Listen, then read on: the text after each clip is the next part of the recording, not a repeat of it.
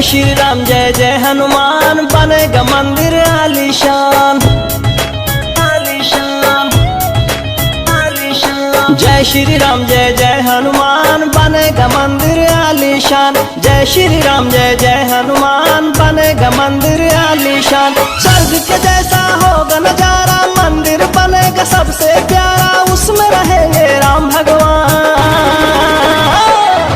जय श्री राम जय जय हनुमान, बनेगा मंदिर आलीशान। जय श्री राम जय जय हनुमान, बनेगा मंदिर आलीशान।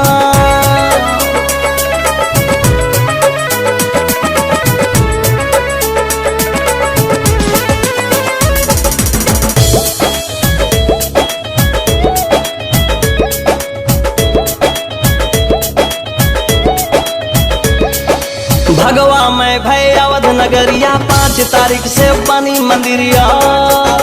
जय हो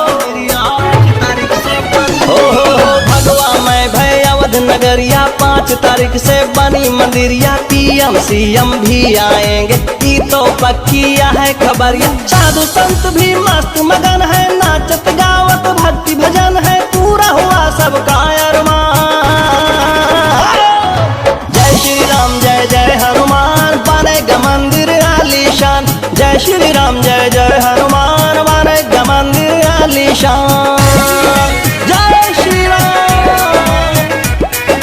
जय श्री राम जय हनुमान।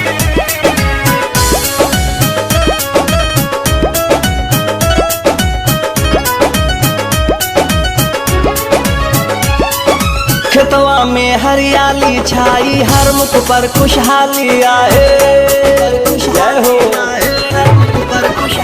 हाँ, खेतवा में हरियाली छाई, हर मुख पर खुशहाली आई। नाचे मोर पपीहा गाय, कोयल मीठी तान सुनाए। चलो बजाओ ढोल मजीरा, गाओ भजनिया, मिट जाए पीरा। पंकज दिवाकर भजे राम राम राम राम राम राम। जय श्री राम जय जय हनुमान, बनेगा मंदिर आलीशान। जय श्री राम जय जय हनुमान, बनेगा मंदिर आलीशान। स्वर्ग के जैसा होगा नजारा, मंदिर बनेगा सबसे प्यारा, उसमें रहेंगे राम भगवान।